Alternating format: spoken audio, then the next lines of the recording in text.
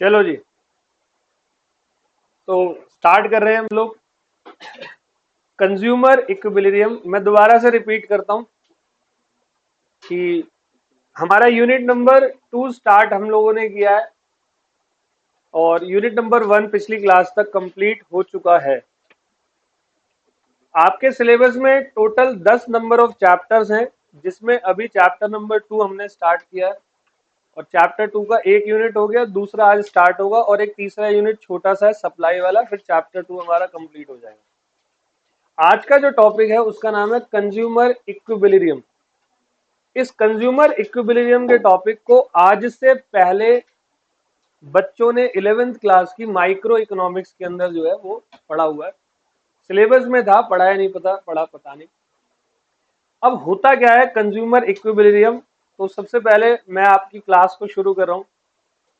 तो consumer equilibrium में सबसे पहला वर्ड क्या है? कंज्यूमर। कंज्यूमर कौन होते हैं? कंज्यूमर वो बंदा होता है जो किसी भी गुड्स को क्या करता है या सर्विसेज को कंज्यूम करता है। क्यों करता है कंज्यूम?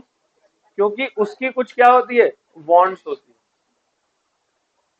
11th क्लास में इंट्रोडक्शन में आपके टीचर्स ने बहुत बताया होगा कि रिसोर्सेज स्कैर्स हैं, स्कैरसिटी ऑफ रिसोर्सेज।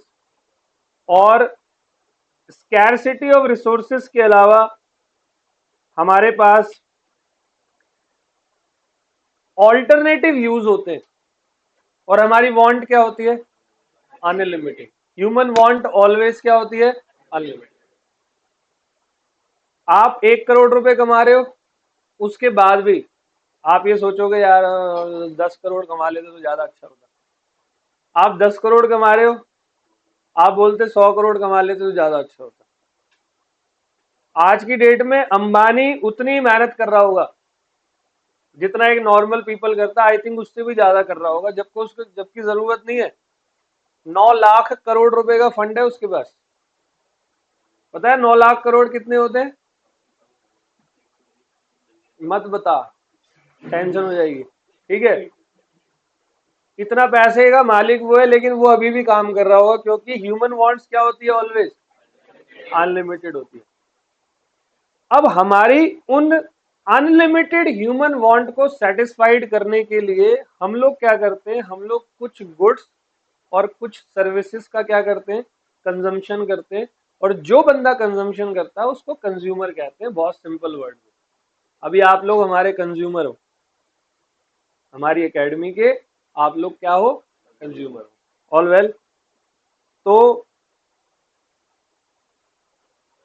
कंज्यूमर कौन होता है? एक consumer is one who consume goods and services for satisfaction of his wants. All well.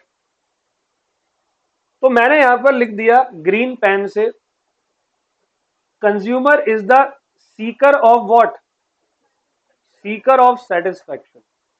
उसको सेटिस्फैक्शन चाहिए। ठीक है। अब सेटिस्फैक्शन के भी ना कई सारे लेवल्स होते हैं, कई सारी चीजें होती हैं। कभी कभी जब आपको बहुत भूख लगी हो, मान लो कि आप सुबह सुबह 6 बजे संडे को अपना फेवरेट स्पोर्ट्स खेलने गए। ज्यादातर बच्चों को यहाँ क्रिकेट पसंद है और बैडमिंटन है। तुझे क्या पसंद है, पत्ते खेलना? बेटे वो गेम नहीं होता, वो स्पोर्ट्स नहीं आता। ठीक है। तो बैडमिंटन खेलना, क्रिकेट खेलना, आप सुबह सुबह जो है 6 बजे 7 बजे घर से निकले और मस्त 8-9 घंटे जो है खेल के आए। और मुझे याद है हम लोग जाते थे संडे को, सुबह सुबह जाते थे, तो जाते वक्त बड़ा एक्साइटेड रहते थे। जा रहे हैं, बॉल कैच कैच खेल रहे, रास्ते में एक दूसरे को उल्टा सीधा बोल रहे हैं। आते वक्त जैसे किसी की 13वीं से नहीं आते, मुंह लटका के, बिल्कुल आ रहे हैं अब थके हार के ऐसे, बस घर पहुंच जाए कैसे भी। और घर पे पहुंच के लगती थी बहुत तेज भूख। यस। अब जब बहुत तेज आपको भूख लगी हो ना, उस टाइम पे आपकी माँ आपको कुछ भी दे दे, ऐसी सब्जी भी दे दे जो तुम जनरली नहीं खाते, आपको वो भी बहुत अच्छा लगेगा, क्योंकि तब आपका जो वांट होगी ना, तब आपकी बहुत ही हाइयर होगी। अब मान लो आपकी मम्मी ने आलू का पराठा दे दिया, तो गली गले के नीचे पानी निकल रहा है यहाँ से। मम्मी ने आलू का पराठा दे दिया, तो पहला पराठा जब आपके सामने आया होगा तब आपको बड़ा अच्छा लगा होगा, यस। फिर दूसरा पराठा दिया, अच्छा लगा होगा बट पहले के मुकाबले थोड़ा सा, और तीसरा दे दिया, ठीक ठाक, ठीक है। शायद चौथे में मना कर दो, मम्मी बहुत हो गया, 3 पराठे बहुत है, चादर की तरह पराठा बनाती हो, ठीक है, 4 डायलॉग और मारोगे तुम। इतना बड़ा बड़ा पराठा, ठीक है। इसको कहते हैं हमारी जो सेटिस्फेक्शन है, वो सेटिस्फेक्शन जैसे ही हम गुड्स का कंज्यूम जितना ज्यादा करते हैं उतनी सेटिस्फेक्शन हमारी क्या होती रहती है, कम होती रहती है। अभी इसका यूज करूंगा आगे जो मैं बता रहा हूं। तो पहला कंज्यूमर वर्ड समझ में आया। ए consumer is one who consume goods and services for satisfaction of his wants, and consumer is the seeker of satisfaction. Number 2, जो आपका टॉपिक है, टॉपिक का नाम है कंज्यूमर इक्विलिब्रियम। इक्विलिब्रियम शब्द का मतलब होता है वो लेवल जहां पर कंज्यूमर को सबसे ज्यादा हाईएस्ट सेटिस्फेक्शन मिलती है। कौन सी? मैक्सिमम सेटिस्फेक्शन जहां पर कंज्यूमर को मिलता है उसको आप क्या कहते हो? इक्विलिब्रियम। ऑल वेल, क्लियर है जी? तो कंज्यूमर इक्विलिब्रियम में, इक्विलिब्रियम के यहां पर मैंने लिखा हुआ है कौन सा? Most satisfaction. ऑल वेल, कोई भी चीज आप खरीदते हो, जैसे आप शूज खरीद रहे हो, आप गए, आपने जूते खरीदे 10,000 रुपए की, वो पहने, एक दिन आपने पहना, वो अच्छा नहीं लग रहा, मतलब दब रहे हैं, अजीब सा लग रहा है पाँव में, तो आपको क्या लगेगा? आपके पैसों की वर्थ नहीं है, आप सेटिस्फाइड नहीं हुए। कभी कभी क्या हो जाता है, 1,000 रुपए के आपने जूते खरीदे और वो इतने ज्यादा बढ़िया और स्टेबिलिटी में थे कि मजा आ गया, अच्छा लगा। तो आपको कहां पर हाइयर सेटिस्फेक्शन मिलती है, उसी को कहते हैं कंज्यूमर का इक्विलिब्रियम। किसी भी गुड्स और किसी भी सर्विसेज को जब आप यूज करते हो, कंज्यूम करते हो, तो एक लेवल जरूर होगा जहां पर आपको सबसे ज्यादा सेटिस्फेक्शन मिलेगी। उस लेवल को मैं क्या बोलता हूं? कंज्यूमर। अब कंज्यूमर इक्विलिब्रियम निकालने के लिए 2 अप्रोचेज होती है। पहला अप्रोच है आपका कार्डिनल अप्रोच, और दूसरा कौन सा है? Ordinal approach. कार्डिनल और ऑर्डिनल। जो आपकी कार्डिनल अप्रोच है वो एल्फ्रेड मार्शल, जो कि फादर था माइक्रो इकोनॉमिक्स का। इकोनॉमिक्स 2 टाइप की होती है ना, माइक्रो और, तो जो कार्डिनल अप्रोच है वो एल्फ्रेड मार्शल लेकर आया, और एल्फ्रेड मार्शल को डैडी कहा जाता था माइक्रो इकोनॉमिक्स का, ठीक है, फादर। इसको आप मार्शलेनियन अप्रोच भी कहते हो, और इसको आप ट्रेडिशनल अप्रोच भी कहते हो। ट्रेडिशनल मतलब परंपरा जो शुरू से चलती, और इसको आप यूटिलिटी एनालिसिस भी कहते हो। कौन सी एनालिसिस? अब जरा इस यूटिलिटी शब्द को समझ लो, यूटिलिटी क्या होता है। मैंने अभी आप लोगों से बोला कि जब पहला पराठा आया तो उस समय आपको पहला पराठा खाने में बड़ा मजा आया होगा, तो बहुत भूखे हो। इमेजिन करो आप 10 घंटे खेल कर आए हो ग्राउंड में, 8 घंटे 9 घंटे, तो आप बहुत भूखे हो उस टाइम पे। आपको जो पहला पराठा खाने में सेटिस्फेक्शन मिली, जैसे ही आपने एडिशनल यानी कि दूसरा पराठा लिया होगा, पहले के मुकाबले सेकंड वाले में सेटिस्फेक्शन थोड़ी क्या हो गई होगी? कम हो गई। तीसरा जब लिया होगा तो दूसरे के मुकाबले और कम हो गई होगी। हो गई या नहीं हो गई होगी? तो क्वेश्चन ये है कि कितनी कम हुई। अब जैसे टेस्ट है, अब टेस्ट को मैं कैसे बताऊं कि कितनी कम हुई? तो इसी बेवकूफ आदमी ने मार्शेलियन अप्रोच ये लेकर आया, और इस बंदे ने यूटिलिटी एनालिसिस करी, मतलब इसने एक नंबरिंग दी आपकी सेटिस्फेक्शन को। क्या दिया? एक नंबरिंग दी। अजम्पशन बेस्ड है पूरा, असली में तो कोई नहीं बता सकता। कभी सुना है एक पराठा खा के मम्मी मम्मी मुझे 30 की सेटिस्फेक्शन मिली? मम्मी बोले 30 की सेटिस्फेक्शन मिली, क्या हो गया इसको? है कभी हुआ है कभी घर पे ऐसे बात करे मम्मी 30 की 40 की सेटिस्फेक्शन मिल गया, अब कम हो गई 35 हो गई, अब मम्मी तुम्हें बाबा के पास लेके जाएगी। बाबा देखो इसको अजीब सी बातें कर रहा है ना? तो मार्शलियन अप्रोच, जिसको आप ट्रेडिशनल अप्रोच भी कहते हो, यूटिलिटी एनालिसिस। अभी दूसरी तरफ ऑर्डिनल अप्रोच आई, ये लेकर आया प्रोफेसर हिक्स। नाम सुना है पहले? इसको आप हिक्सियन अप्रोच भी कहते हो, और ये मॉडर्न अप्रोच है। मॉडर्न मतलब नया, ट्रेडिशनल मतलब पुराना। तो नई अप्रोच में ये एक एनालिसिस लेकर आया, एनालिसिस का नाम है in difference curve analysis. In difference curve, तो इसको भी पढ़ेंगे हम, इन डिफरेंस को आगे। तो सबसे पहले मैं स्टार्ट करा रहा हूं कौन सा अप्रोच? Cardinal approach. सब बहुत आसान है, असल में ये चैप्टर बहुत आसान है, बस थोड़ा सा कंसंट्रेशन चाहिए। बच्चों को डर लगता है ग्राफ वगैरह से, ऐसे ग्राफ बनते हैं, पता नहीं बच्चा उससे डरता है क्यों है। कोई है ऐसा बच्चा जिसको ग्राफ से डर लगता हो? बताएगा ही नहीं, बेइज्जती हो जाएगी क्लास में। लेकिन आप अच्छे से कंसंट्रेशन करके पढ़ो तो ये चैप्टर बहुत अच्छा है। तो पहला है कार्डिनल अप्रोच, तो कहता है utility is the want satisfying capacity of a commodity. किसी भी कमोडिटी से मेरी कितनी वांट सेटिस्फाइड होती है, उसी को आपको क्या कहते हैं? उसी को यूटिलिटी कहते हैं। All well. और यूटिलिटी हमारी दो नामों से आई है, ध्यान से सुनना। अब ये दुखी कर, यूटिलिटी हमारी दो नाम से आई है, एक को हम कहते हैं टीयू और एक को क्या कहते हैं? एमयू।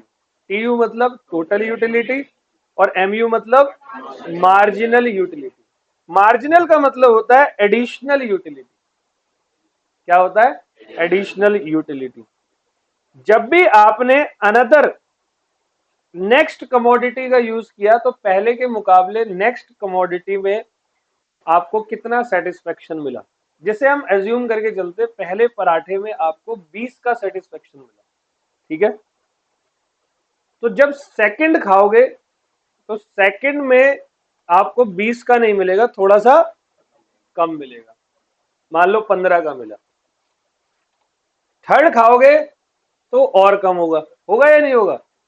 ये कानून है, ये लॉ है, और इस लॉ को कहा जाता है law of diminishing marginal utility, जो अभी थोड़ी देर बाद आपके टॉपिक में आने वाला है, ठीक है?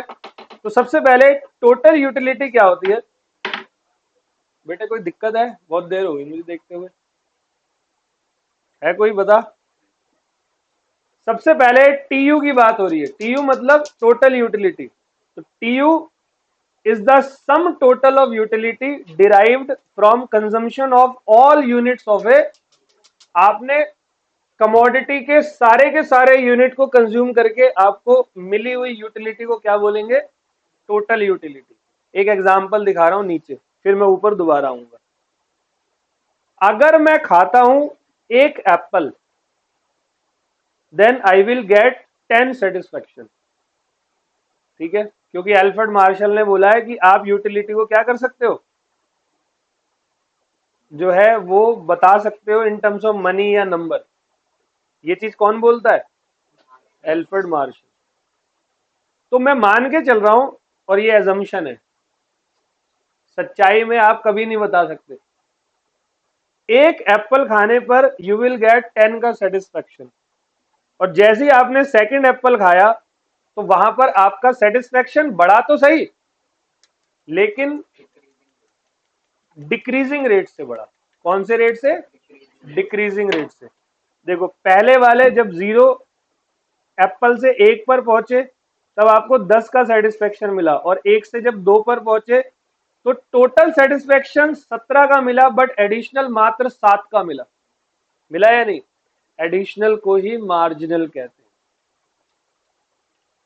तीसरा एप्पल खाया तो 22 का सेटिस्फेक्शन मिला, तो 22 में से 17 गए, कितने का?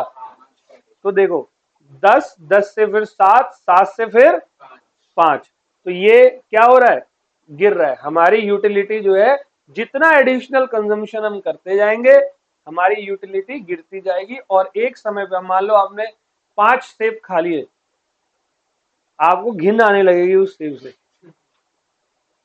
जब हम किसी शादी वादी में जाते हैं तो जाते वक्त भी बड़े अरमान लेके जाते हैं, गलत तो नहीं कह रहा?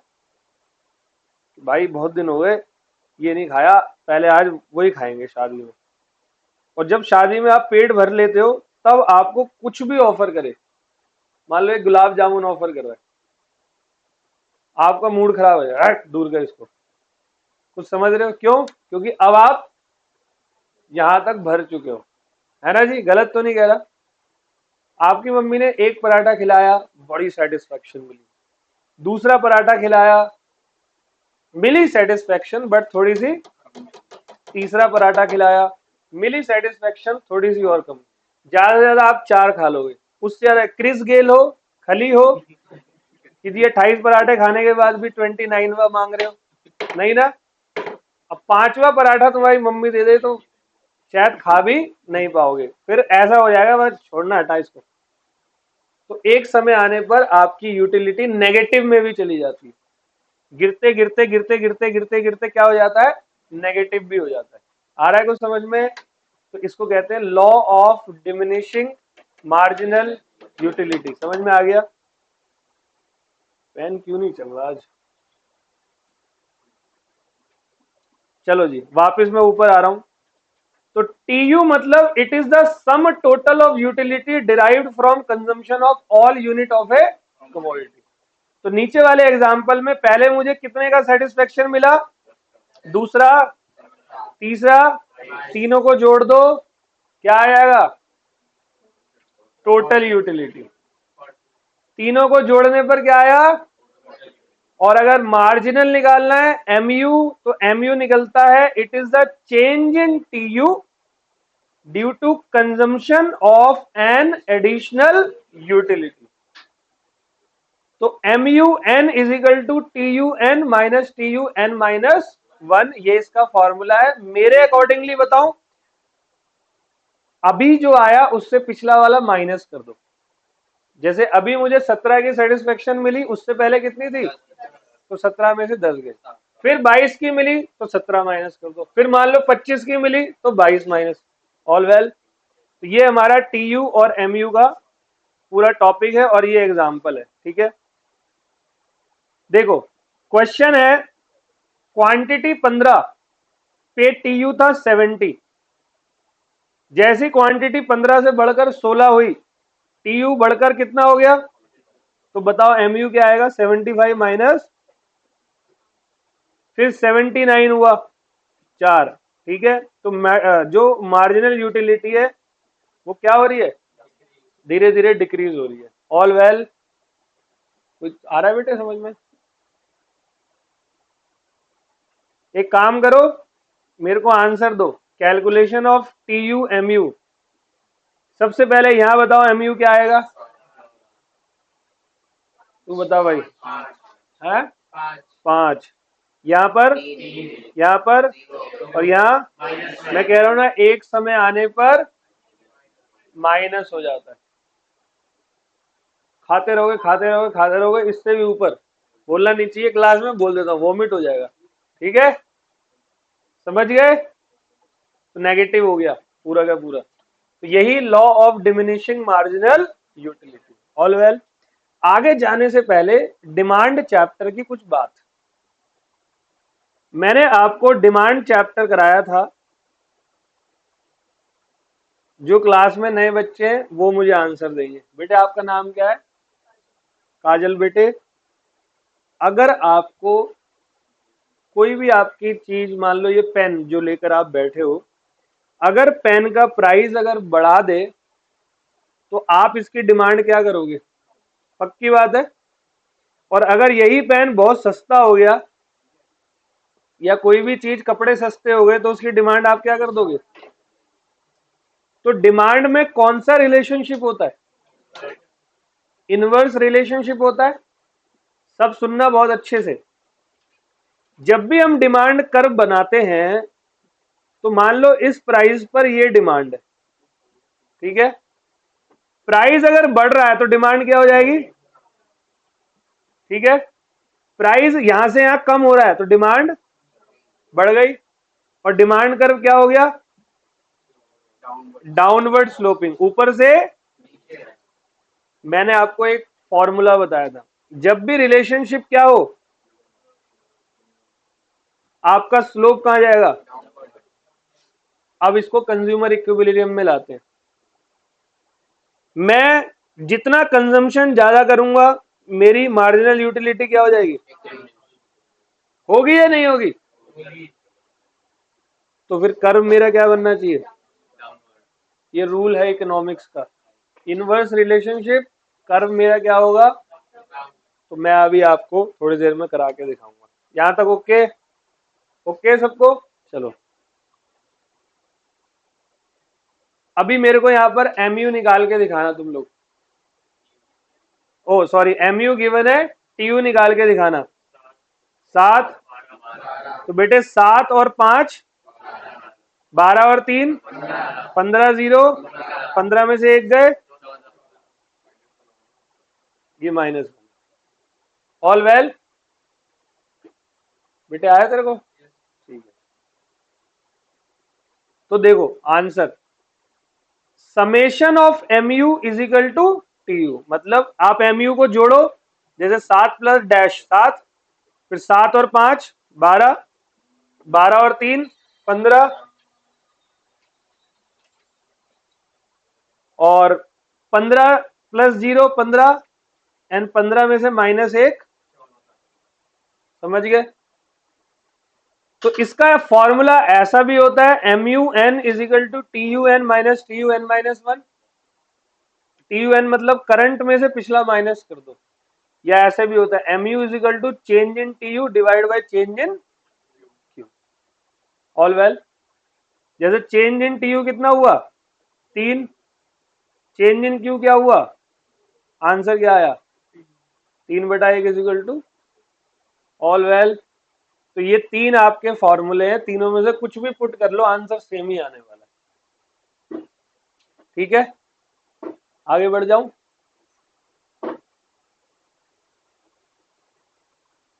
अब मैंने यहां पर नोट लिखा हुआ है, the nature of marginal utility always diminishing. जो मार्जिनल यूटिलिटी का नेचर होता है वो ऑलवेज क्या होता है, वो हमेशा गिरता जाएगा। और ये चीज मैंने आपको प्रूफ करके दिखाई। आप कोई भी चीज ले लो दुनिया में, मैं गुड्स और सर्विसेज की बात कर रहा हूं, इमोशन की बात नहीं कर रहा। कहीं तुम बोलो नहीं सर, प्यार जितना करो उतना कम है, प्यार तो करने से और बढ़ता है, मैं उनकी बातें नहीं कर रहा।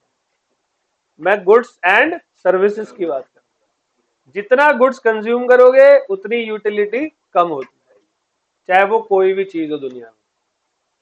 किसी को ट्रैवलिंग बहुत पसंद होती है, अब मान लो उसने गोवा की टिकट बुक कराई, ठीक है। अब वो गोवा की टिकट बुक कराई, 5 दिन का ट्रिप है, गोवा गया है तुम में से कोई, क्या बात है, बिगड़े लो, क्या किया था वहां अभी सुनना। तो गोवा में आपने जब टिकट हम बुक कराते हैं, हमें अगर ट्रैवलिंग पसंद है तो टिकट बुक कराई, तो जाने की बड़ी तगड़ी एक्साइटमेंट होती है, गलत तो नहीं कह रहा। लेकिन जैसे ही वहां पर 2-3 दिन बीत जाते हैं, वैसे ही अब घर की याद आती है, 3-4 दिन 5 दिन 6 दिन में, अब बस बहुत हो गया भाई, नहीं आती। 10 दिन रहेगा तो भी नहीं आएगी, 15 दिन में भी नहीं आएगी। भाई तेरे को मैं वीजा दिलवा रहा हूँ गोवा का, तू वही है, तो दिल्ली गलत आ गया।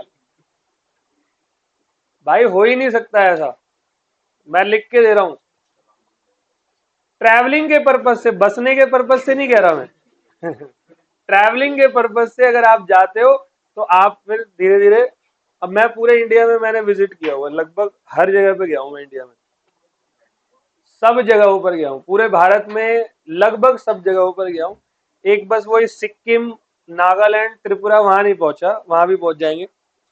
कश्मीर गया हूं, कश्मीर जा रहे थे हम लोग, गाड़ी से गए थे कश्मीर। क्या पीओ के तो नहीं, मतलब उससे पहले ही वहां से फिर हाथ पढ़ाने थोड़ी आ पाता, अगर पीओ के जाता तो। तो प्लान भी हमारे दोस्तों के ऐसे ही बनते थे, अब तो नहीं, अब तो सारे शादीशुदा हो गए हैं। पहले ऐसे ही बनते थे, बैठे हुए हैं, किसी का जन्मदिन मनाने आए, केक वेक काटा। तो कश्मीर कैसे ले गए थे बताऊं? मेरा एक दोस्त है केसी, मैं चुप रहे फिर से बताऊंगा। केसी एक दोस्त है मेरा, ठीक है, उसका बर्थडे था, जन्मदिन। तो जन्मदिन ना हम कॉमन फरीदाबाद में हमारे दोस्तों का पूरा यूनियन होता है, वहां जाके बनाते हैं। केसी का बर्थडे था तो मेरे को घर से लेने आए, तो मैंने बॉक्सर पहना हुआ था, ठीक है, हाफ पैंट और टी शर्ट पहनी हुई थी। कह रहा आप बस 2 मिनट में आ रहे हैं। मैं कहा ठीक है भाई, बैठ गया। तो 2 मिनट में मुझे फरीदाबाद ले गए। फिर कह रहे बर्थडे केक कटेगा। मैं चल भाई काटो केक। अब उस टाइम ना मैं थोड़ा लेता भी था, अब नहीं लेता, 4-5 साल हो गए। उस टाइम लगती थी, और थोड़ी नहीं बहुत, ठीक है। वो तो कहने की बात होती, थोड़ी बहुत। तो आई खुली, 2 4 5 10 20 50 पैक पिए। अब बैठे कुछ, हम लोग 9 बजे रात को, अरे मेरे पास कुछ नहीं, ऐसे ही आया था। बैठे और रात को 1:30-2 बज गए। तो पहले तो बड़ा सतर्क थे, जैसे ही पैक ज्यादा चले जा रहे हैं वैसे ही ढीले होते जा रहे हैं, ऐसे ऐसे ऐसे। अब मैंने जो मुझे लेकर आया था, मैं कहा पहले ये बताओ मुझे लेके कौन आया, ठीक है। तो मैं भूल गया। फिर दिनेश था, वो आया, कह रहा मैं ही ले गया, मैं चल तुझे छोड़ू। मैं कहा चल। फिर मैं कहा साले गाड़ी लेके चल, ऐसे चलेंगे पैदल। अब बीच में ना मैं 15-20 मिनट कहीं, मतलब सो गया था, मुझे याद नहीं है, कुछ याद नहीं। हम गाड़ी में बैठे, वो मुझे लेकर जा रहे हैं मेरे घर। मैं मस्त सो गया, मतलब अच्छे सपने उपने देख लिए, सब कुछ हो गया, एक हिल रहा है गाड़ी वाड़ी, और मैं उठा, मैं यार अभी तो घर नहीं पहुंचे। कह रहा बस पहुंचने वाले, सो जा। मैं फिर सो गया। अब मुझे लगी थोड़ी ठंड सी। ये उसका जन्मदिन आता है, बर्थडे दिसंबर के कुछ 20-21 तारीख को। ठंड लग रही है, मैं कहा यार पहुंचे नहीं। कह रहा बस आ गए। मगर तेरी भैंस की आंख, पहले पहले मैं खड़ा हुआ तो मुझे सरदार दिख रहे बहुत सारे बाहर। तो अंधेरा टाइप था, वो किसी कोई टोल टैक्स था। उस सरदार जी ने 15-20 चादरें ओढ़ रखी, क्योंकि ठंड बहुत थी। तो ये कौन है? फिर बहुत देर तक ऐसे ऐसे किया। मैं कहाँ आ गए हम लोग? कह रहा बस पहुंच गए, तू सो जा। अब वो गेट खोला, आप बिलीव नहीं करोगे, हम लोग उधमपुर में थे, पंजाब में, उसी कश्मीर के रास्ते से वहां जा रहे। मैं कहा पहले ये बता हम है कहाँ? कहता भाई तू सो जा, पहुंच गए। मगर मैं मर्डर कर दूंगा तुम्हारा। तो फिर कह रहे कि देख वो बस कश्मीर जा रहे हैं। मगर बस, मगर 8 बजे मेरी क्लास है सारे लॉ की, तू कश्मीर भेज रहा है? कह रहा नहीं अब तो चलना है। मगर चलना तो है, पैसे कहाँ हैं? फिर सबने एक दूसरे को देखा। पैसे कहाँ है? पैसे किसी पे नहीं थे, सबने सोचा उस पे होंगे। तो ये जो प्लान जिस बंदे ने बनाया, उसके गले में, जैसे मेरे में चेन है ना, उसके गले में गोल्ड की चेन लटक रही थी बढ़िया सी। हम सब ने उसको कॉमनली देखा। वो समझ गया, कह रहा नहीं ये नहीं, मैं ये किसने बनाया प्लान? अगर आप सारे तू ही बकरा बनेगा। फिर सुबह सुबह हम जम्मू में पहुंचे 10 बजे। वो चेन हमने वो करी, कुछ 46,000 के आसपास मिले। वो वैल्यू उसकी 80,000 थी, ठीक है। 46 में वो चेन करी, मस्त कश्मीर का ट्रिप मारा। 3-4 दिन वहां रहे, और जैसे 3 दिन पूरे हो गए, पैसे भी खत्म होने लगे। अब उसके बाद फिर घर की याद आने लगी। पहले दिन बड़ा मजा आया, दूसरे दिन और मजा आ रहा है, तीसरे दिन के बाद डाउन होते जा रहे हैं, और चौथे दिन वहां से हम लोग निकल गए। क्योंकि हमारी यूटिलिटी क्या होती रहती है, चाहे वो सर्विसेज हो, चाहे वो गुड्स। अरे भाई मत पूछ तू क्या करा हमने। होटल की 2 चादर चोरी करके लाए थे। जम्मू से हमने कपड़े खरीदे। वो बहुत उल्टी सीधी चीजें हैं, एक ट्रिप नहीं, कई सारी ट्रिप ऐसी बनी है। अब तो मैं उनके साथ जाता हूँ, सोता नहीं हूँ। तो पता नहीं सालों अगली बार लद्दाख पहुंचा दूँ, कोई बड़ी बात नहीं है। तो देखो, number 1, the nature of marginal utility always diminishing. ये ऑलवेज क्या होता है? कम होता है। तो मैंने देखो हिंदी में लिखा हुआ है, मार्जिनल यूटिलिटी का नेचर हमेशा घटता रहता है। और दूसरी बात, अब जब एल्फ्रेड मार्शल कुछ लेकर आया है कि हम मनी में या नंबरिंग में यूटिलिटी को मेजर कर सकते हैं, तो प्रोफेसर हिक्स जो है वो कैसे पीछे रह जाता? तो प्रोफेसर हिक्स ने बोला you can measure utility in terms of rank as well. Rank समझते हो? हम लोग बोलते रैंक 1, रैंक 2, रैंक 3, रैंक 4। तो आप हिक्स के अकॉर्डिंग रैंक में मेजर कर सकते हो। तो हम पढ़ेंगे आगे हिक्सियन अप्रोच, जिसमें इंडिफरेंस करवाएगा। बताओ यहां तक कोई प्रॉब्लम? एक बार रिवाइज करा रहा हूं। कंज्यूमर कौन होता है भाई? वही जो अपनी वांट को पूरी करने के लिए गुड्स एंड सर्विसेज को कंज्यूम करता है। Number next. अच्छा ये मैं आप पीडीएफ शेयर कर दूंगा ग्रुप में, ठीक है। नंबर नेक्स्ट क्या है? नंबर नेक्स्ट, कंज्यूमर का इक्विलिब्रियम क्या होता है? Equilibrium means satisfaction. आपको क्या मिलती है? सेटिस्फेक्शन मिलती है। तो सेटिस्फेक्शन जब आपका हायर लेवल पे जिस जहां पर होगा वहां पर उसको, उस पॉइंट को कंज्यूमर इक्विलिब्रियम आप कहते हैं। आप सेटिस्फेक्शन लेने के लिए सबसे पहली बात आपको दो अप्रोच का फॉलो करना पड़ेगा, या तो आप कार्डिनल का करो या तो आप ऑर्डिनल का करो। कार्डिनल कौन लेकर आया? एल्फ्रेड मार्शल, जो कि फादर ऑफ माइक्रो इकोनॉमिक्स था। वो मार्शलेनियन अप्रोच लेकर आया, जिसको आप ट्रेडिशनल भी कहते हो, एमसीक्यू में आ सकता है, और इसको आप यूटिलिटी एनालिसिस भी कहते हो। ऑर्डिनल अप्रोच में प्रोफेसर हिक्सियन अप्रोच लाया, जो कि मॉडर्न अप्रोच है, इंडिफरेंस कर मतलब नया नया मॉडर्न अप्रोच। फिर बात आई कार्डिनल अप्रोच की, तो यहां पर आप वांट सेटिस्फाइंग कैपेसिटी जो है वो यूटिलिटी में मेजर करते हो। और यूटिलिटी कितने टाइप की होती है? दो टाइप की, एक टोटल और एक मार्जिनल। टोटल क्या है? Sum total of utility derived from consumption of all units of a commodity. और मार्जिनल क्या होता है? It is the change in TU due to consumption of an additional unit. ठीक है। तो एमयू निकालने का बहुत सारा तरीका है। चेंज इन टीयू अपॉन में चेंज इन क्यू, या तो TU N minus TU N minus one. All well, example मैंने यहां पर दे दिया।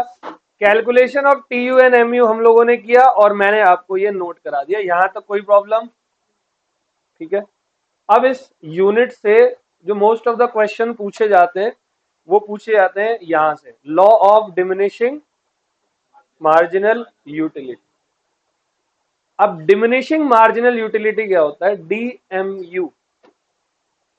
डिमिनिशिंग मतलब कम होना, क्या होना? मार्जिनल मतलब एडिशनल, यूटिलिटी मतलब सेटिस्फैक्शन। और ये कानून है, ये कुदरत का कानून है कि अगर आपने कंजम्पशन ज्यादा किया आपकी यूटिलिटी कम होनी ही होनी। और ये कानून ये बात बोलता है कि अगर कंजम्पशन ज्यादा पर यूटिलिटी कम है तो आपका जो कर्व बनेगा वो ऑलवेज डाउनवर्ड होने वाला है। ठीक है। जब भी इनवर्स रिलेशनशिप हो, कर्व डाउनवर्ड ही जाने वाला है। ऑलवेल, तो अब मैं आपको पढ़ाता हूं, लेकिन कुछ अजम्पशन के साथ पढ़ना है। As we consume more and more units of a commodity, then the mu derived from each an additional unit goes on diminishing marginal, always falls, zero and negative. दूसरे पराठे में कम हुआ, तीसरे पराठे में और कम हुआ, चौथे में मम्मी बस अब नहीं खाऊंगा, फिर भी जबरदस्ती पांचवा दे दिया तो नेगेटिव। All well. लेकिन इसकी कुछ अजम्पशन है। पहली बात, कंज्यूमर जो है वो रैशनल होना चाहिए। रैशनल मतलब बुद्धिमान, समझदार कंज्यूमर की बात कर रहा हूं मैं। अब मैं यहाँ समझदार कंज्यूमर से एक चीज, एक छोटी सी घटना याद आई, वो जरा बताऊं। मेरे घर में कोई फंक्शन था। फंक्शन क्या, मेरी शादी का फंक्शन था कुछ टाइम पहले, लगभग डेढ़ साल हो गए। 1.5 साल पहले, 1-2 महीने और ऊपर हो गए होंगे। तो फंक्शन में अब पता ही है आपको, रिलेटिव्स आते हैं। तो एक मेरी कोई दूर की रिलेटिव थी, भाभी। वो पता नहीं क्यों थी भाभी, मुझे नहीं पता, बट थी वो। उसको मम्मी ने बुलाया था। उसका एक बेटा था, मुझे नहीं पता था, वो अनसाउंड था। कौन? अनसाउंड। ठीक है, छोटा सा, बड़ा क्यूट था, मतलब बढ़िया था। मैं तो उसके साथ में मैंने बहुत बातें करी। मैं क्योंकि दुनिया के कोई समझ नहीं रहा था मेरी बात, मैं कहा तू ही आ जा। सब अपनी अपनी चला रहे थे। तो वो थोड़ा अनसाउंड था। एज उसकी 7-8 साल थी, बट था छोटा सा ही, मतलब उसकी बॉडी में कुछ बाय बर्थ ही कुछ था प्रॉब्लम। तो मैं थोड़ा बोर हो रहा था घर पे, और छुट्टी ले रखी थी, शादी मेरी 2 दिन बाद ही थी। बोर हो रहा था, मैं कहा चल यार कहीं से घूम के आता हूँ। मेरे दोस्तों का घर आसपास ही है, मैं उसको ले गया छुटके को, मैं कहा आजा चल। वो भी चल दिया। अब चले गया तो दोस्त के घर गए, दोस्त के घर में केला रखा हुआ था। उसने पहला केला उसको दिया, वो खा गया। उसने दूसरा केला दिया, खा गया। वो भाई 18-19 केले खा गया, इतना था। मेरा दोस्त दिए जाए और वो खाए जाए। मुझे तब तक नहीं पता था इसकी ये भी प्रॉब्लम है, ठीक है। कह रहा और, ओ भाई मैंने कहा जादू। तो फिर वो खाता गया, फिर मैंने कहा यार ये तो बहुत गलत ही सिस्टम हो गया इसका। उसको कम से कम 15-20 चिप्स के पैकेट दिए होंगे, वो सब खा गया। और उसकी यूटिलिटी कम, क्योंकि वो कंज्यूमर अनसाउंड है। एक जिम्मेदार नागरिक क्या इस तरीके से खाता है? भाई कुंभकर्ण का छोटा भाई था पक्का, मैं कह रहा हूँ कि राहुल रहने दे, दोस्त का नाम है, मैं कहा तेरा राशन वाशन सब खत्म है, और इसको मैं अपनी शादी में भी ले जा रहा, ठीक है। और ले जाऊंगा तो लेट लेके जाऊंगा जब तक सब खा चुके हो, कि तो ये पहले पहुंच गया तो कांड है फिर। तो कंज्यूमर जो है वो रैशनल होना चाहिए, बुद्धिमान होना चाहिए, असल कंज्यूमर होना चाहिए, पहली एजम्पशन। दूसरी एजम्पशन ये एप्लीकेबल कार्डिनल अप्रोच पे होता है, क्योंकि ऑर्डिनल तो इंडिफरेंस कर्व वाला है, वो हम वहां करेंगे। तीसरी एजम्पशन क्या है कि आप स्टैंडर्ड यूनिट्स ऑफ कमोडिटी को कंज्यूम कर रहे हो। जैसे कि मान लो ये चॉकलेट का पैकेट है, तो आप इस चॉकलेट से आपकी यूटिलिटी कम कब होगी? जब आप रेगुलर इंटरवल में खा रहे हो। अब मान लो आपने एक टुकड़ा तोड़ा, खा लिया, फ्रिज में रख दिया, फिर कल सुबह फ्रिज खोला, फिर एक टुकड़ा खाया, रख दिया, बोलो यार मेरी यूटिलिटी कम क्यों नहीं हो रही? तो यूटिलिटी कम होगी नहीं। जैसे चाय पी रहे हो, उसमें एक चम्मच पी ली, फिर 1 घंटे बाद एक चम्मच पी ली, तो यूटिलिटी कम नहीं होगी बल्कि बढ़ेगी। आपको स्टैंडर्ड क्वांटिटी लेना है, जितना बनता है। चॉकलेट का पूरा पैकेट है तो पैकेट लेना। किस किस को चॉकलेट पसंद है, ये भी क्या क्वेश्चन पूछ रहे हो सर? सबको ही पसंद है। गर्ल्स को ज्यादा पसंद होती है चॉकलेट ना, डेयरी मिल्क का वो सिल्क वाला। तो वो चॉकलेट का जब पूरा पैकेट आप खा रहे होते हो तो देखना एंड में थोड़ा सा लगता है यार, अब बड़ा वाला खाओ, तो लगता है नहीं लगता है, ऐसे ही बोल रहा हूँ। तुझे कैसे पता, तू भी खाता है? तो चॉकलेट जब खाओगे तो एंड में यूटिलिटी कम होती है, लेकिन उसी चॉकलेट को आप पर डे थोड़ा थोड़ा फ्रिज से निकाल के खाओ, कभी भी यूटिलिटी कम नहीं होने वाली।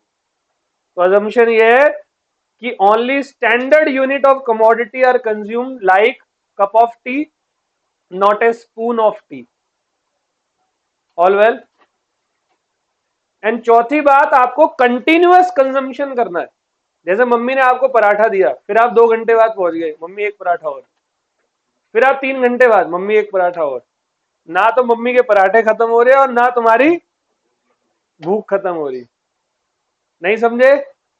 आपको कॉन्टिन्यूअस कंजम्पशन करना है, उसी की तरह, बालक की तरह जिसको मैं ले गया था, ठीक है। वो इस धरती पे थोड़ा सा उसको वरदान मिला है, लेकिन तुम लोगों को नहीं मिला होगा, तुम लोगों का पेट जरूर भर जाएगा 4-5 रोटी में। सही है। तो continuous consumption of homogeneous commodity, not that one unit of the commodity is consumed now and another on tomorrow। ये नहीं कि थोड़ा सा अभी ले लिया फिर परसों 3 दिन बाद चार, ऐसा नहीं होता। डन है? चलो जी, एक काम करते हैं, आप मेरे को ये वाला मैं आपको बता रहा हूं, आप मेरे को एमयू बताना, ठीक है। पहले मैं इसको,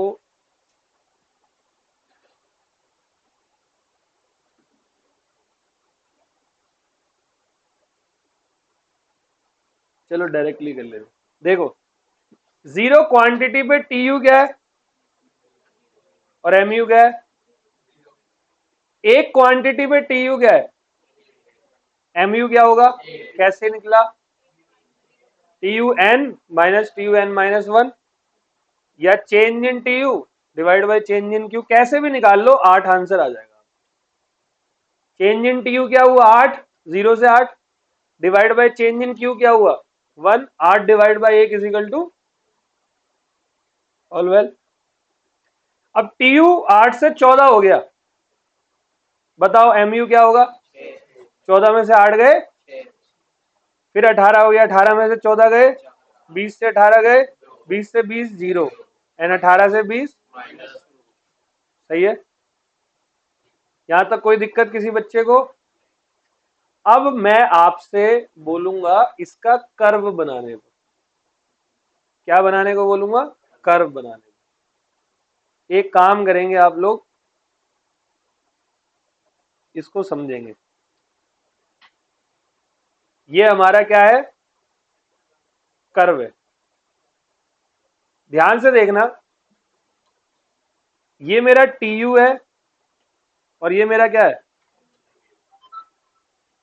जैसे जैसे टी यू बढ़ता जा रहा है वैसे वैसे आप देखो एम यू क्या होता जा रहा है? घटता जा रहा है। देखो, एक पर टी यू क्या है? एक पर, एक क्वांटिटी पर टी यू क्या है? 8 है, और एम यू क्या है? 8 है, ठीक है। तो मैं ये मान के चल रहा हूं 0 1, ठीक है, और यहां पर 2 4 6 8, ऐसी एक सीरीज है। तो एक क्वांटिटी पे टी यू मेरा क्या है? 8। दो क्वांटिटी पे टी यू क्या है? 14। इसको थोड़ा सा सीक्वेंस में लिखेंगे ना, 8 10 12 14, तो ये ऐसे ऊपर जाएगा। टी यू कैसे जाएगा? ऊपर जाएगा। और जैसे टी यू ऊपर की तरफ बढ़ता जाएगा वैसे वैसे एम यू यहां से क्या हो रहा है? यहां से ये डिक्रीज हो रहा है। और जब भी डिक्रीज होगा तो वो इनवर्स रिलेशनशिप में कहा जाता है? नीचे की तरफ। और देखो एक जगह पर आके, यहां पर आके ये चीज क्या हो गई? नेगेटिव हो गई। All well. देखो याद रखना, जहां पर टी यू मैक्सिमम होगा, मैक्सिमम कहां है? वहां एम यू क्या होगा? तो देखो, जहां टी यू मैक्सिमम है वहां एम यू क्या है? शून्य है। इस पॉइंट को पॉइंट ऑफ सैचुरेशन कहते हैं।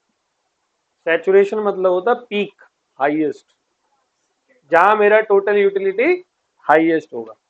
इसके बाद से देखो टी यू भी गिरना स्टार्ट हो गया। All well. और जहां एम यू शून्य होता है उस पॉइंट को बोलते हैं पॉइंट ऑफ सेटिएटी। क्या बोलते हैं?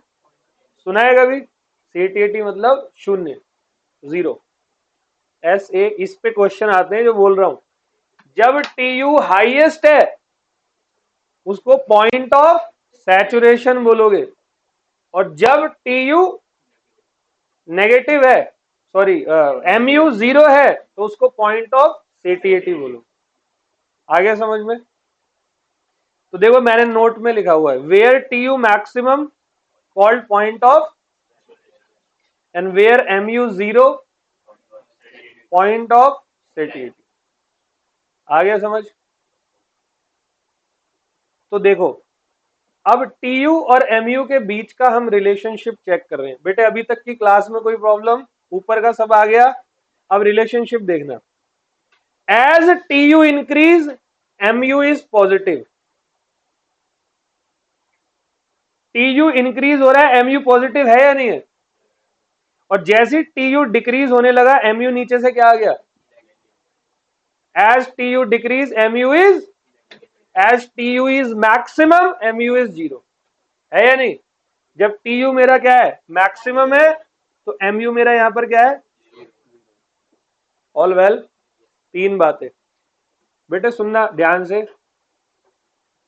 जब टी यू बढ़ रहा है तो एम यू मेरा पॉजिटिव है।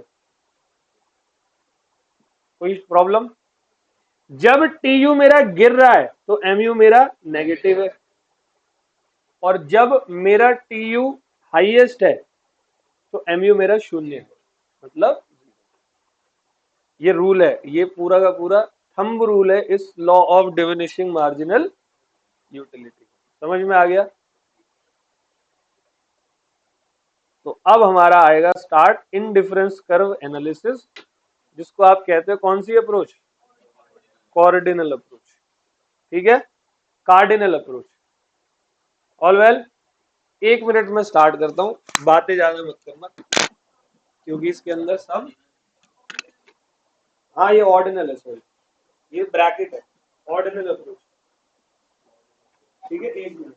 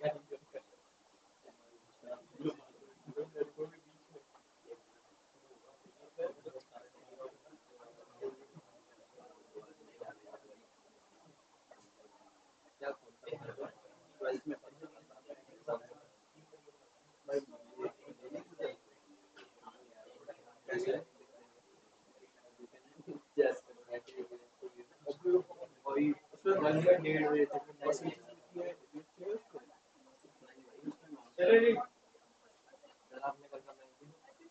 कल मैच था। तू समझ गया ना मेरा आंसर? कौन सा मैच था? पाकिस्तान और यूएसए। यूएसए जीत गया? yes. वो तो होना ही था। अभी पाकिस्तान का इंडिया से भी है ना?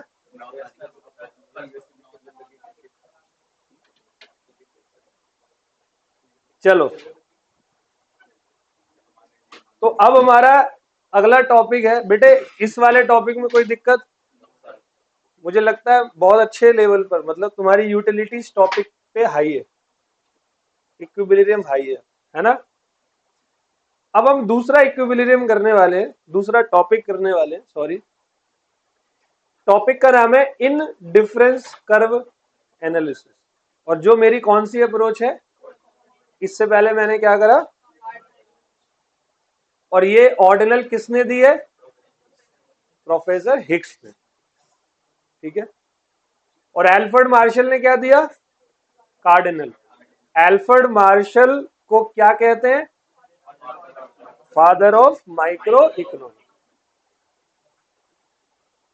अब अगला मेरा ये कहता है टॉपिक है इन डिफरेंस कर्व एनालिसिस। बहुत अच्छे से सुनना, in difference curve analysis.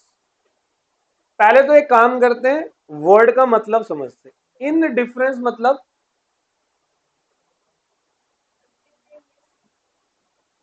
In difference मतलब जिसमें कोई भी डिफरेंस, मतलब सेम लेवल, सही बोला आपने, सेम लेवल ऑफ। अब सेम लेवल ऑफ क्या, तो इस चैप्टर में हम लोग क्या पढ़ रहे हैं, हम पढ़ रहे हैं सेटिस्फैक्शन। ये चैप्टर वहीं से शुरू हुआ ना, इक्विलिब्रियम मतलब सेटिस्फैक्शन। तो इनडिफरेंस कर्व होता क्या, सुनना। पहले मैं इस लाइन को पढ़ रहा हूं एंड देन मैं आपको एक एग्जांपल दूंगा। लिखा है indifference curve refers to the various combination of two commodities which gives the same level of satisfaction to the consumer। दो कमोडिटी है और हम ये मान के चल रहे हैं कि दो ही कमोडिटी है। कितनी कमोडिटी है, दो कमोडिटी। ठीक है, जैसे कि मैं हूं, मेरे पास कई सारी पैंट है, पैंट शर्ट पता ही है। जैसे एग्जांपल ही दिखाता हूं आपको, यहां देखना बहुत अच्छे से। कमोडिटी एक्स है जिसका नाम मैंने रखा है शर्ट। क्या रखा है, कमोडिटी एक्स जिसका नाम मैंने रखा है शर्ट। ठीक है, और कमोडिटी वाई जिसका नाम मैंने क्या रखा है, पैंट। तो दो कमोडिटी हो गई। अब इन दोनों कमोडिटी के कॉम्बिनेशन को मैं चेक करूंगा।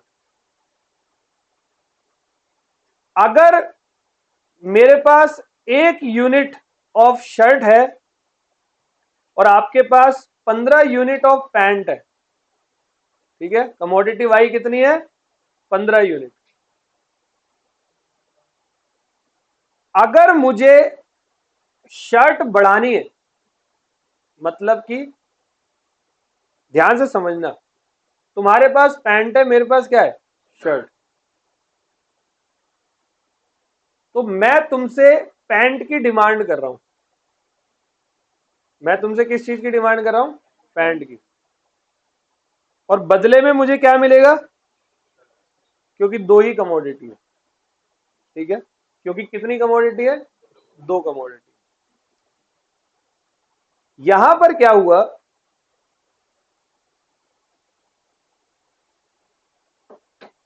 बढ़ जा भाई, यस। यहां पर देखो, जैसे ही एक शर्ट एक्स्ट्रा मैं आपसे मांग रहा हूं, जैसे ही मैं आपसे एक शर्ट एक्स्ट्रा मांग रहा हूं, तो आप मुझसे यहां पर देखो कितने का सेक्रीफाइस करवा रहे हो, पैंट का। मतलब चार पैंटों के बदले में मुझे क्या मिल रहा है, एक शर्ट। तो आप ये भी बोल सकते हो मुझसे बाहर से खरीद के ले आओ ना सर, इससे क्यों मांग रहे हो। तो मेरी कुछ अजम्पशन है, मेरी कुछ अजम्पशन है, इनकम कंज्यूमर की क्या है, तो इनकम तो है ही नहीं मेरे पास, तो मैं बाहर से खरीद नहीं सकता हूं। ऑल वेल, सुनते रहना, बहुत अच्छे से बताऊंगा। कॉम्बिनेशन नंबर वन, अगर एक शर्ट का यूनिट है और 15 पैंट है और मुझे एक शर्ट और चाहिए, तो मुझे चार पैंट किसी को देनी पड़ेगी। वो मुझसे कह रहा है भाई देख, अगर तू एक शर्ट मुझसे लेगा तो बदले में मुझे क्या चाहिए, चार पैंट चाहिए। मैं कहा चल ले जा भाई, मेरे पास पैंट तो बहुत सारी है। तो मैंने चार पैंट दे दी और मेरे पास कितनी शर्ट हो गई अब। लेकिन खुद ही सोचो, पैंट अब 11 बची है और शर्ट सिर्फ कितनी है, दो है। मैं कहता हूं एक काम करते हैं, एक शर्ट और मांगते। मैंने कहा भाई एक शर्ट दे दे यार, मार्केट में दो ही कमोडिटी है, शर्ट और पैंट। मैं कहा एक शर्ट दे दे भाई। और कहता भाई उसे पता है कि मेरी मजबूरी है। क्या पता है? मजबूरी है। इसको दिल्ली की लैंग्वेज में भी बोल सकते थे लेकिन बोलूंगा नहीं। उसने बोला भाई 3 पैंट तू मेरे को दे और बदले में मैं तुझे क्या दूंगा, एक और शर्ट। तो मेरे को 3 पैंट देनी पड़ी, एक शर्ट और आ गई। अब मेरे पास कितनी शर्ट हो गई? 3 शर्ट हो गई। पैंट कितनी बची? मैं कहा यार एक शर्ट और आ जाए, थोड़ा जोड़ा बैठ जाएगा। मैं फिर गया बंदे के पास, मैं कहा यार एक शर्ट और दे दे। कहता भाई मुझे पैंट चाहिए।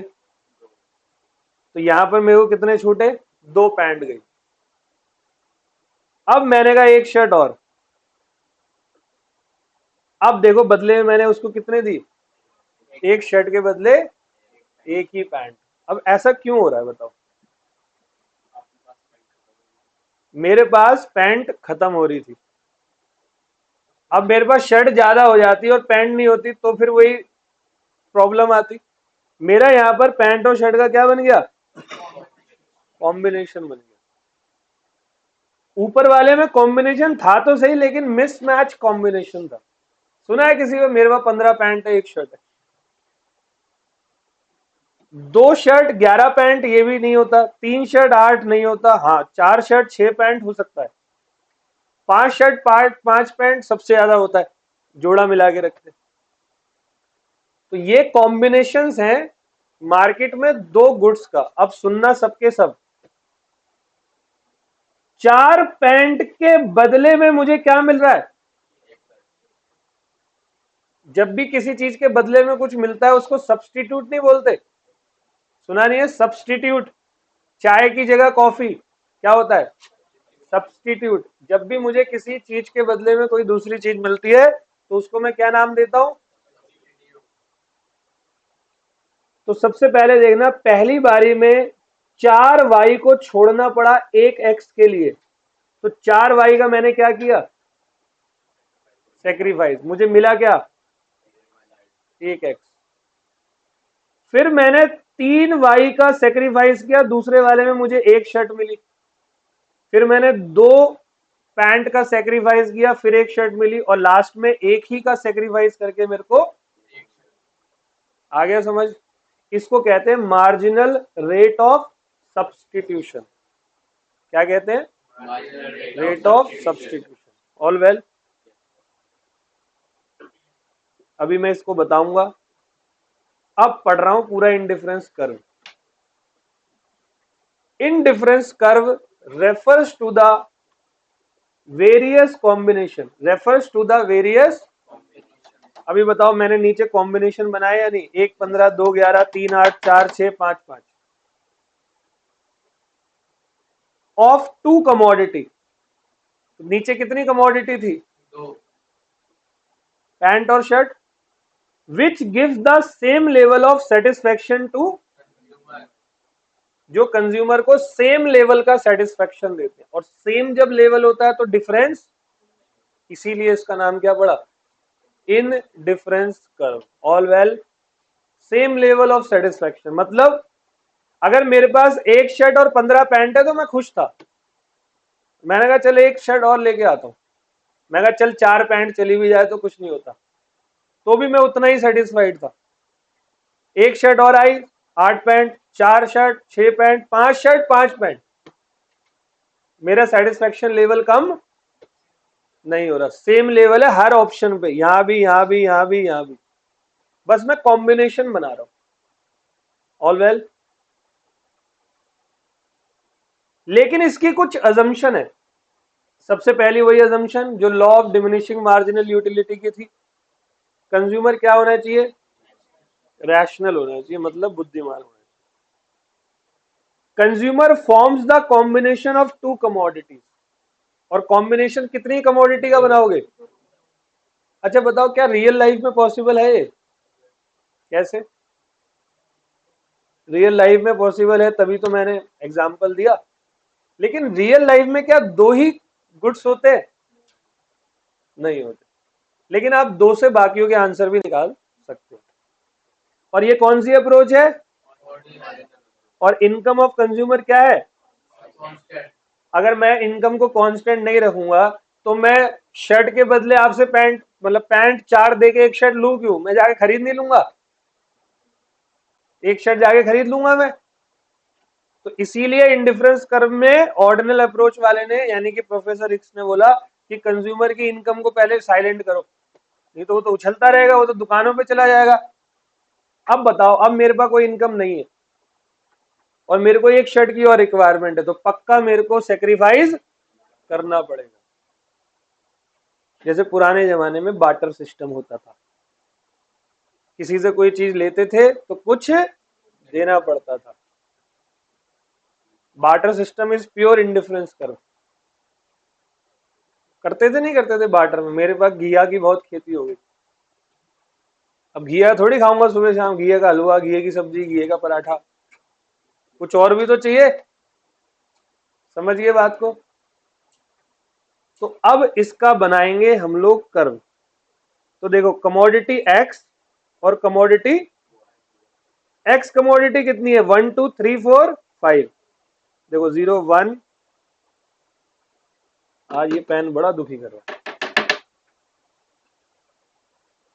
1 2 3 4 5। वाई कितने हैं? आपका 5। एक काम करता हूं, ऐसे करता हूं, 3 6 9 12 15। थोड़ा सा ऊपर लेके जाते हैं, और गलत हो गया। या ऐसे करते हैं, एक पे क्या है? 15, ठीक है। दो पे क्या है?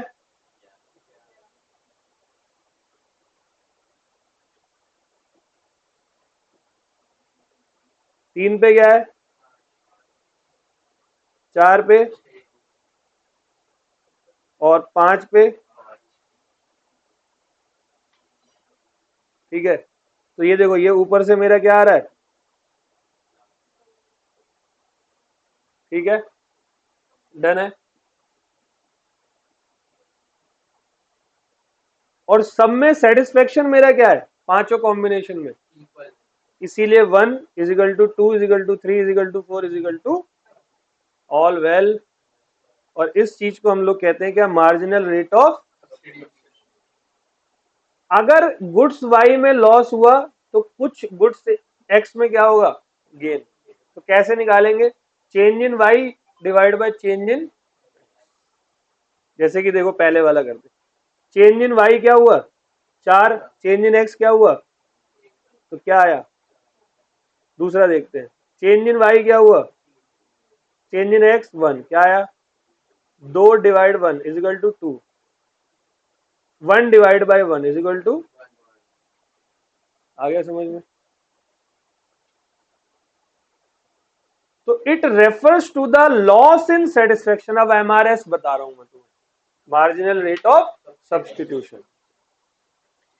It refers to the loss in satisfaction due to reduction in one commodity which is compensated by the unit gain in the, मतलब एक कमोडिटी गई तो लेकिन मेरे को कॉम्पनसेशन में क्या मिला?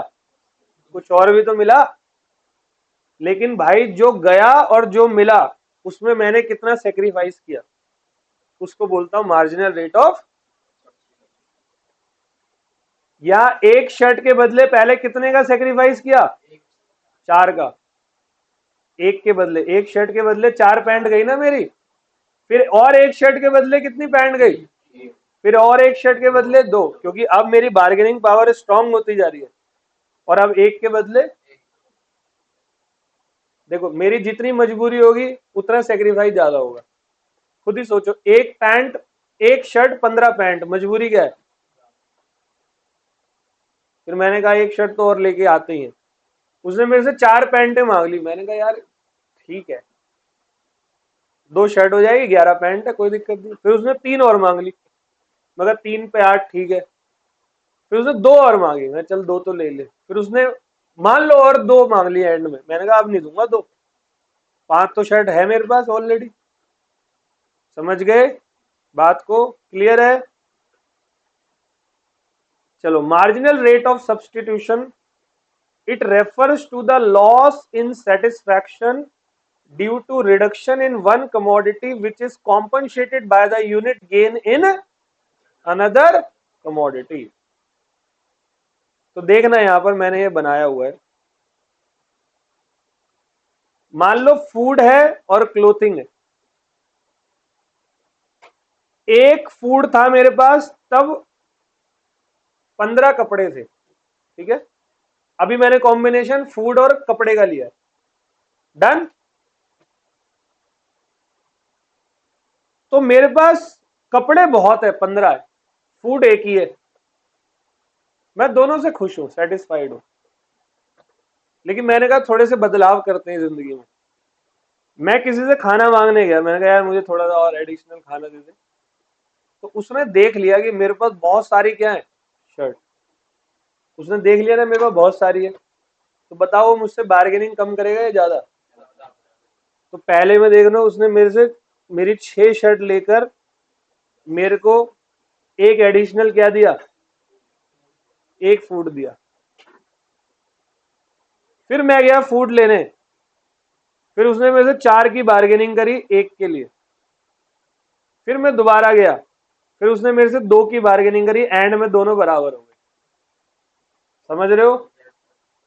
तो ऑब्जर्वेशन क्या है, the amount of clothing given up for 1 unit of food decreases from 6 to, पहले मैंने 6 का सेक्रीफाइस किया, एंड लास्ट आते आते मैं माइनस मतलब 1 का सेक्रीफाइस कर रहा हूं।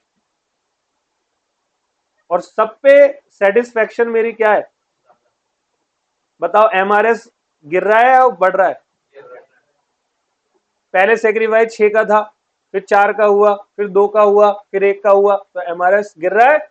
और जो भी चीज गिरती है उसका कर्व कैसे जाता है, इसीलिए इसका कर्व कैसे गया, आ गया समझ? अब देखो यहां पर एमआरएस कॉन्टिन्यूसली फॉल, और आईसी कभी भी किसी भी एक्सिस को टच नहीं कर सकता, ना तो यहां टच करेगा ना तो, देखो मैं यहां 2 कमोडिटी के क्या बना रहा हूं, कॉम्बिनेशन। क्या तुम किसी कमोडिटी को जीरो करके दूसरा ले लोगे? तो फिर 2 कमोडिटी का कॉम्बिनेशन कहां बनेगा? नहीं समझे? दोबारा सुनो, मैं तो इनडिफरेंस कर्व में 2 कमोडिटी के कॉम्बिनेशन को बना रहा हूं ना। तो मेरे पास कम से कम एक कमोडिटी होनी चाहिए, एक एक्स है, वाई मेरे पास 15 है, तभी तो इनडिफरेंस कर्व होगा। मान लो एक्स मेरे पास 0 है, वाई 15 है, तो इनडिफरेंस होगा ही नहीं। मैं डिफरेंस कहां से करूं, वाई एक्स तो है ही नहीं, 0 है, और एक्स 0 होता है तो एक्सिस पे टच करता, इसलिए दोनों में से कुछ भी एक्सिस पे टच, देखो ना तो इधर करा टच और ना तो इनडिफरेंस कर्व मेरा कैसा होता है, indifference curve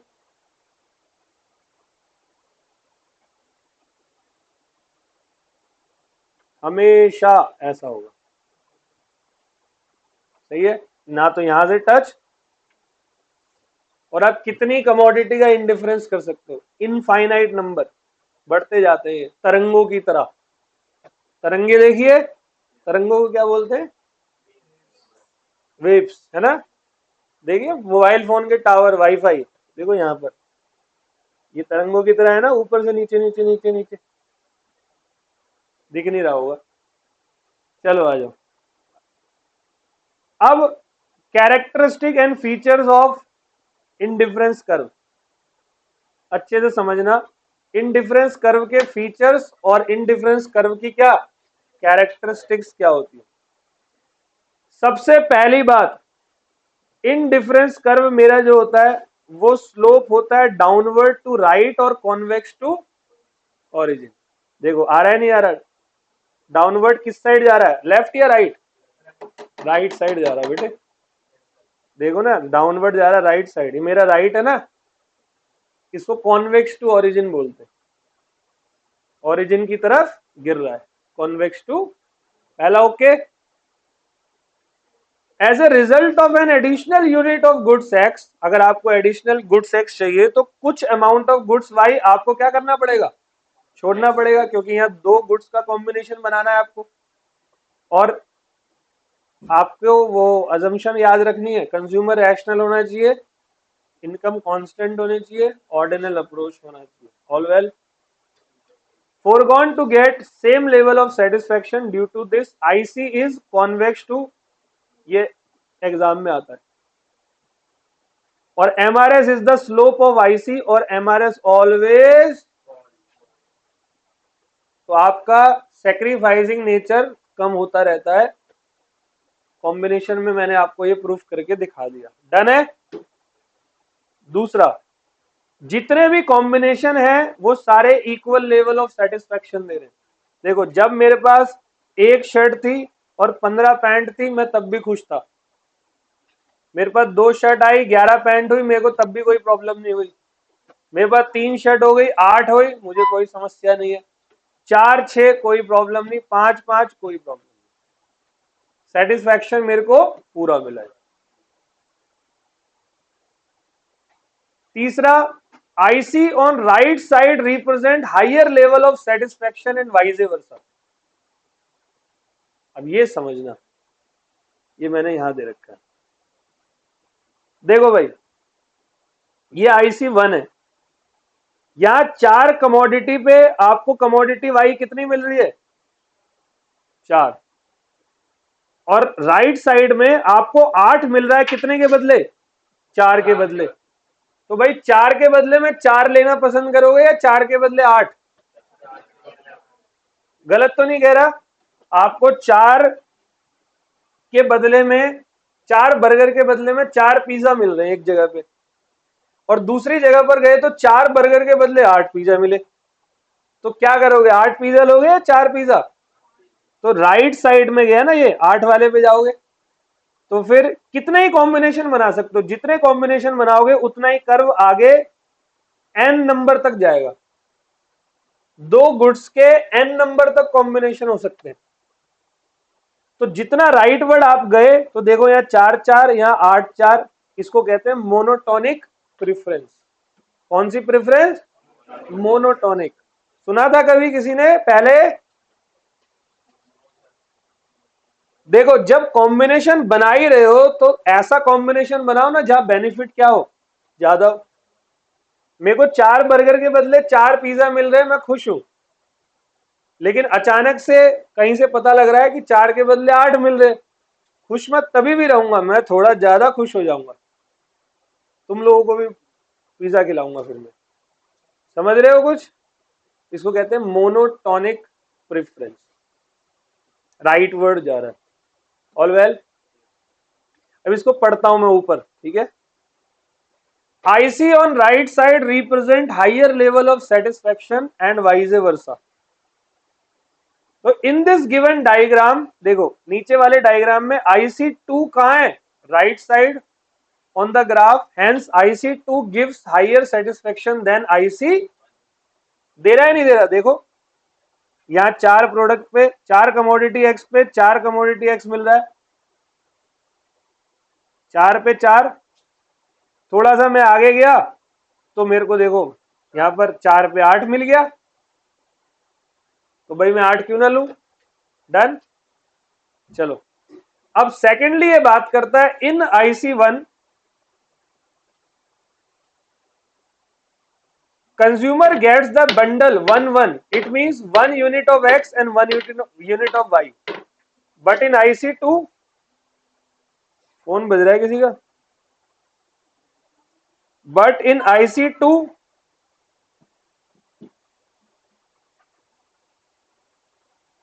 IC2 consumer get the bundle 2 1, here 2 units of X and 1 unit of Y, मतलब double. so IC2 gives more satisfaction as compared to IC1। all well, चलो जी, अब अगला पॉइंट है, दो इंडिफरेंस कर्व कभी भी एक दूसरे को इंटरसेक्ट क्यों नहीं कर सकते? बताओ भाई। पीछे दो IC कर्व एक दूसरे को इंटरसेक्ट नहीं कर सकते। इंटरसेक्ट करेंगे तो यस, सारे प्रोडक्ट आपको कौन सा सेटिस्फेक्शन देते हैं? अलग सेटिस्फेक्शन देते हैं। डिफरेंट कॉम्बिनेशन में हमेशा सेटिस्फेक्शन क्या होगा? डिफरेंट होगा। और जब कॉम्बिनेशन सेटिस्फेक्शन डिफरेंट है, पहले ये सेटिस्फेक्शन था, अब ये है, तो हम एक दूसरे को इंटरसेक्ट कैसे करेंगे? देखो यहां पर देखो क्या है, एक तो ये बना हुआ है सी और डी, और एक ए और बी, और IC1 और IC2 देखो बीच में मैंने क्या करवाया? इंटरसेक्ट। ये पॉसिबल नहीं है, बस मैंने यहां पर बताया है कि ये इंटरसेक्ट नहीं कर सकते। अब देखना कैसे। Each indifference curve represent a different level of, तो जब हर कर्व ने मुझे अलग अलग सेटिस्फेक्शन दिया है, तो फिर मैं एक दूसरे से इंटरसेक्ट कर ही नहीं पाऊंगा कभी। देखो तुम इंग्लैंड जा रहे हो और मैं US जा रहा हूं, तो हम दोनों कैसे मिल सकते हैं? ये मत बोलना सर वीडियो कॉल कर लो, फिजिकली बात करो। मिल सकते हैं क्या?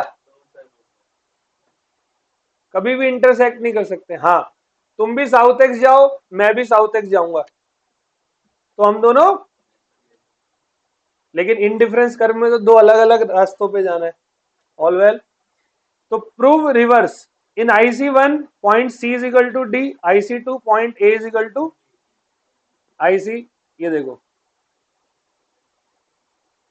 यहाँ A और B का कॉम्बिनेशन है बराबर का, और यहाँ C और, तो फिर बीच में इंटरसेक्ट कैसे हो गया?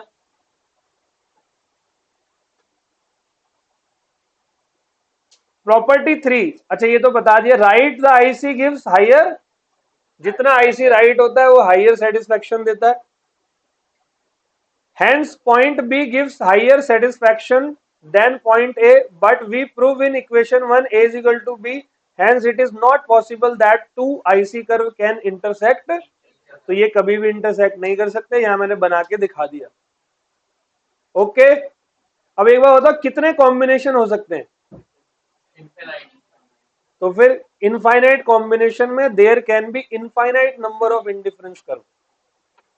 For a consumer, there can be infinite number of indifference curve. This is also called family of indifference curve or called indifference map। ये आपके एग्जाम में आता है दूसरे नाम, इंडिफरेंस मैप और इंडिफरेंस कर्व का क्या नाम है? इसका family of indifference curve. All well, clear है? तो देखो यहां पर कितने सारे IC कर्व जो है वो ऊपर की तरफ जा रहे हैं। IC1 2 3 4 5, कितने कॉम्बिनेशन आप बना सकते हो? बना लो, खूब कॉम्बिनेशन बन सकते हैं n नंबर तक, ठीक है। And the last one is two ends of indifference curve can never touch any, ये मैं पहले बता चुका हूं। एक्सिस पे टच करके जीरो हो जाता है ना, और जीरो हो गया तो आप डिफरेंस कैसे करोगे? ऑल वेल, कैसा लगा जी? कहाँ बंद कर रहे हो? टाइम है हमारे पास, 1 बजे तक क्लास है। शांत, कोई नहीं बीच में बोलेगा। बेटे 1 बजे जाना। कहाँ है स्कूल? ये रहा पड़ोस में, प्रिंसिपल सब स्कूल में ही रहते हैं। आ जाओ आगे बढ़ते हैं, पहले मैं रिवाइज करा रहा हूं, ठीक है मेरे प्यारे बच्चे। लोगों को मौका नहीं मिलता पढ़ने का, तुम्हें मिल रहा है, पढ़ नहीं रहे हो क्यों भाई?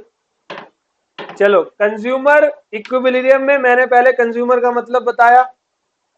ए consumer is one who consume goods and service for satisfaction of his wants. मतलब कंज्यूमर सीकर होता है किसका? सेटिस्फैक्शन का। कंज्यूमर इक्विलिब्रियम मतलब मोस्ट सेटिस्फैक्शन। तो दो अप्रोच है, एक मेरी कार्डिनल अप्रोच और एक दूसरी क्या है? कार्डिनल अप्रोच एल्फ्रेड मार्शल लेकर आया, जिसको आप पापा बोलते हो माइक्रो इकोनॉमिक्स का। ट्रेडिशनल अप्रोच है यूटिलिटी वाली। ऑर्डिनल जस्ट अभी खत्म करी प्रोफेसर हिक्स की। मॉडर्न अप्रोच है जिसको आप हिक्सियन अप्रोच कहते हो, और इसको आप IC एनालिसिस भी बोलते हो। कार्डिनल अप्रोच में दो यूटिलिटी, एक टोटल और एक मार्जिनल। मार्जिनल मतलब एडिशनल यूटिलिटी। और एल्फ्रेड मार्शल ये कहता है कि यूटिलिटी को आप मेजर कर सकते हो in terms of money and in terms of number as well. तो नंबरों में मैंने आपको यहां पर एक एग्जांपल दिया था, दो क्वेश्चंस दिए थे अपनी तरफ से, आपने मुझे आंसर्स भी कर दिए। फिर था nature of marginal utility always घटता रहता है, कम होता रहता है, इसीलिए इसको आगे जाके पढ़ा, इसको हम law of diminishing marginal utility भी कहते हैं। और according to professor Hicks utility can be measure in terms of rank. तो law of diminishing marginal utility क्या है? As we consume more and more units of a commodity then the marginal utility derived from each and additional unit goes on diminishing marginal utility। जैसे जैसे consumption बढ़ाओगे वैसे वैसे आपकी utility क्या होती जाएगी? कम होती जाएगी। आपकी कुछ अजम्पशन होनी यहाँ बहुत जरूरी है। कंज्यूमर रैशनल होना चाहिए, कार्डिनल अप्रोच पे काम करेगा, स्टैंडर्ड यूनिट लेगा और कंटिन्यूअस कंजम्पशन करेगा। इन चार में से कोई भी क्वेश्चन आपके एग्जाम में आने के चांसेस बहुत हैं। फिर हमने टीयू एमयू पढ़ा। टीयू जब हाईएस्ट होता है तो एमयू शून्य होता है, टीयू पॉजिटिव रहता है, एमयू पॉजिटिव रहता है, टीयू गिरेगा तो एमयू नेगेटिव हो जाएगा। टीयू के हाईएस्ट लेवल को पॉइंट ऑफ सैचुरेशन कहते हैं और एमयू के जीरो को पॉइंट ऑफ सेटिएटी कहते हैं। All well. फिर हमने पढ़ा indifference curve. Indifference curve refers to various combination, अलग अलग कॉम्बिनेशन ऑफ टू कमोडिटी जो आपको सेम लेवल ऑफ सेटिस्फेक्शन दे रहा है कंज्यूमर को। इसको आप क्या कहते हैं? IC curve. अजम्पशन हमेशा रखनी है, कंज्यूमर आपका यहां भी कौन होता है? रैशनल होता है। कंज्यूमर दो कमोडिटी का कॉम्बिनेशन करता है, तो यानी कि दो कमोडिटी होनी चाहिए। जीरो कमोडिटी पे कभी भी आईसी कर्व नहीं होगा, इसीलिए आईसी कभी भी एक्सिस को टच। ऑर्डिनल अप्रोच पे बेस्ड होना चाहिए और कंज्यूमर की इनकम क्या होनी चाहिए? कांस्टेंट होनी चाहिए। शेड्यूल और डायग्राम मैंने बनाया। MRS marginal rate of substitution, जो कि ऊपर से नीचे तक जाता है, ये भी डिमिनिशिंग रेट पे जाता है। पहले जितना सेक्रीफाइस किया बाद में और कम कम कम कम कम। फीचर्स क्या है? सबसे पहला स्लोप डाउनवर्ड राइट और convex to origin. IC curve नीचे जाता है, कॉन्वेक्स टू ओरिजिन होता है। सारे कॉम्बिनेशन इक्वल लेवल का सेटिस्फेक्शन देते हैं। राइट साइड रिप्रेजेंट कर रहा है हाइयर लेवल ऑफ सेटिस्फेक्शन, मैंने प्रूफ करके दिखाया। और जहां हाइयर लेवल ऑफ सेटिस्फेक्शन आपको एज कंपेयर टू पहला मिल रही है उसको आप मोनोटोनिक प्रेफरेंस कहते हो। दो इंडिफरेंस कर्व कभी भी इंटरसेक्ट नहीं करेंगे और infinite number of IC curve हो सकते हैं और दो एंड ऑफ आईसी कर्व कभी भी किसी भी एक्सिस को टच नहीं करते। All well. अब एक टॉपिक है आपका बजट लाइन, ध्यान से सुनना अच्छे से। कोई उम्मीद मत करो कि जल्दी छूट जाओगे, छूटोगे 1 बजे ही, तो आराम से बैठो बिना टेंशन के। बजट लाइन का मतलब क्या होता है? कोई बताएगा? बजट लाइन बताओ।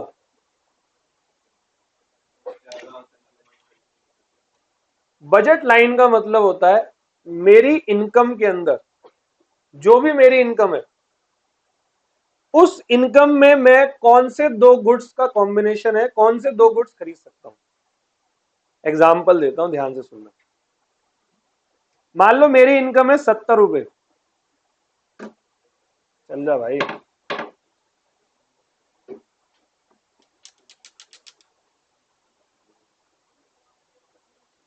मान लो मेरी इनकम है कितनी? 70 रुपए।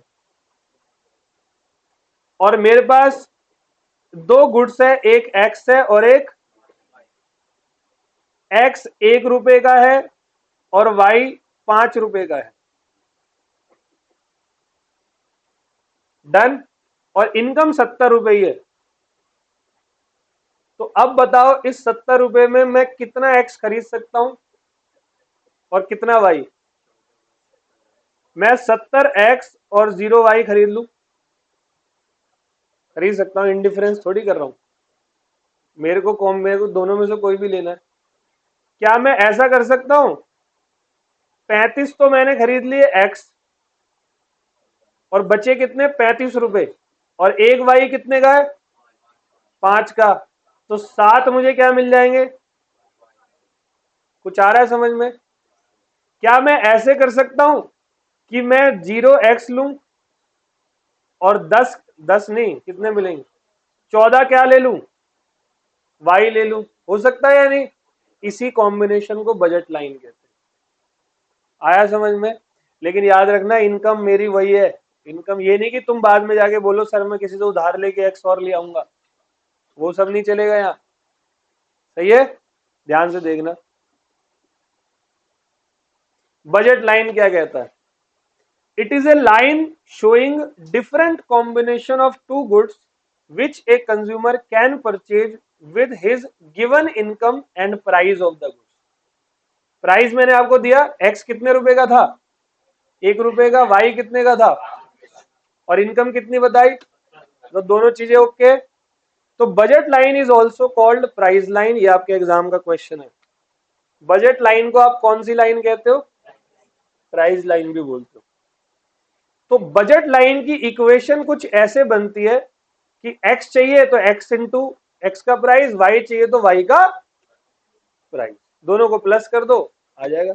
जैसे यहां मैंने कॉम्बिनेशन करवाए, तो मैंने क्या करा, 1 रुपए का x है, ठीक है, तो 1 मल्टीप्लाई 70, कितने हो गए? 70।